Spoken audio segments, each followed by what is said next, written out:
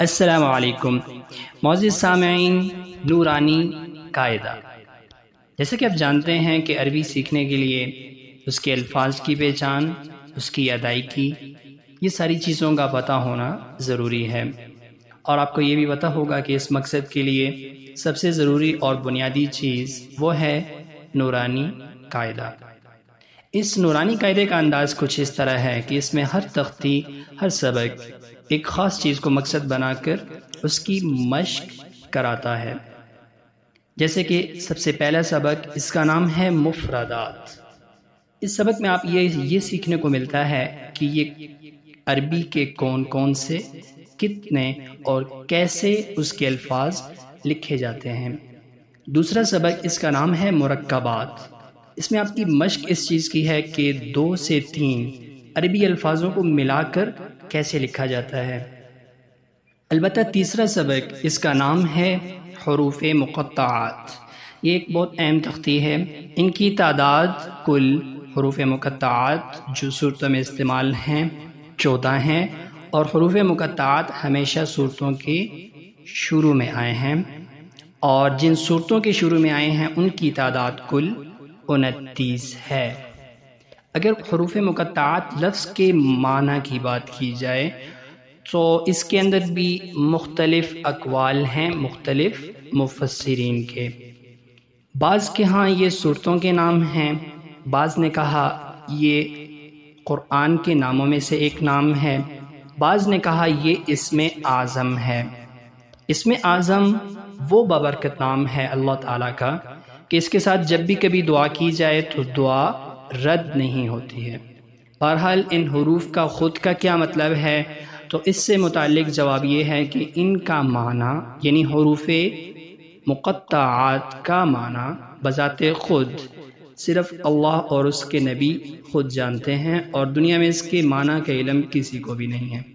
البتہ اگر انہیں یاد کر لیا جائے تو نہ صرف دعائیں قبول بلکہ آپ کی زندگی میں ہر کام، ہر عمل اس میں برکت آ جائے گی۔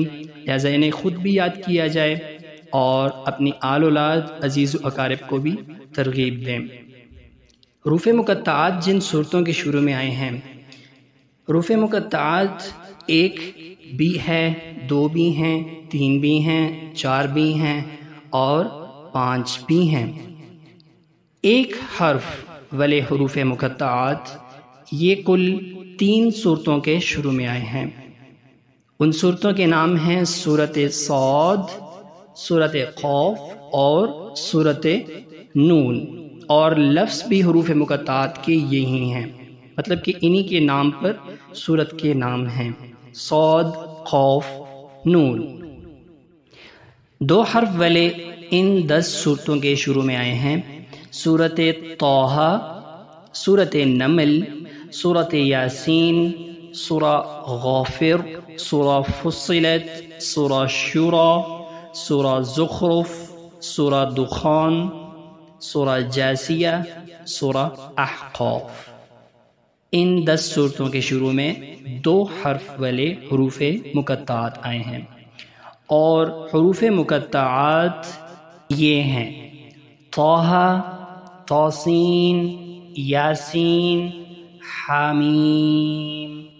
3 حرف والے حروف مقطعات یہ کل 13 صورتوں کے شروع میں آئے ہیں، سورہ بقرہ، آل عمران، سورہ عنکبوت، سورہ روم، سورہ سجدہ، سورہ یونس، سورہ ہود، سورہ یوسف، سورہ ابراہیم، سورہ حجر، سورہ شعراء، قصص، اور حروف یہ ہیں الف لام میم، الف لام را، طا سین میم۔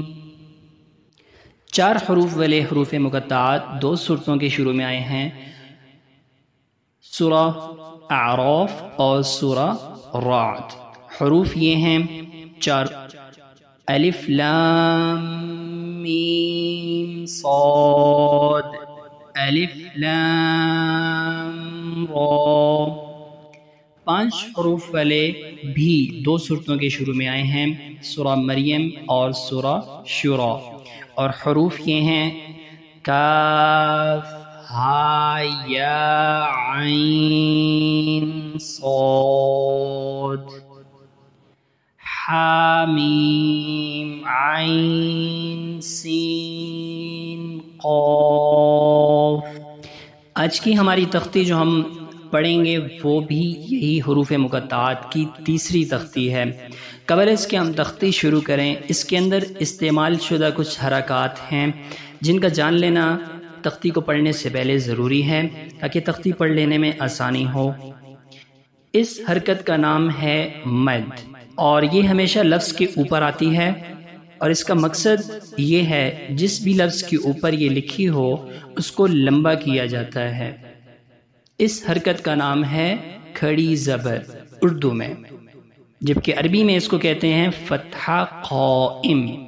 مد کو مد کہتے ہیں عربی میں بھی اردو میں بھی، البتہ کھڑی زبر کو عربی میں کہتے ہیں فتحہ قائم، اور اس کو بھی لفظ کے لمبا کرنے کے لیے استعمال کیا جاتا ہے۔ یہ بھی مد کی طرح لفظ کے اوپر آتی ہے۔ اس حرکت کا نام ہے شد، اور یہ بھی لفظ کے اوپر آتی ہے، جبکہ اس کا استعمال لفظ کو سختی، زور سے اور غنہ کرنے کے لیے ادا ہوتا ہے۔ عربی کی تمام حرکات کی میں ایک علیحدہ سے مثالوں کے ساتھ ویڈیو بناؤں گا، اور اگر بنا چکا ہوا تو لنک اوپر دے دوں گا۔ آج ہم شروع کرتے ہیں حروف مقطعات۔ بسم اللہ الرحمن الرحیم۔ الف لام میم۔ میم پہ آپ نے ناک سے آواز نکالنی ہے جیسے غنہ ادا کر رہے ہوں۔ الف لام میم، لام اور میم کو لمبا کرنا ہے جیسے کہ ان کے اوپر مد ہے۔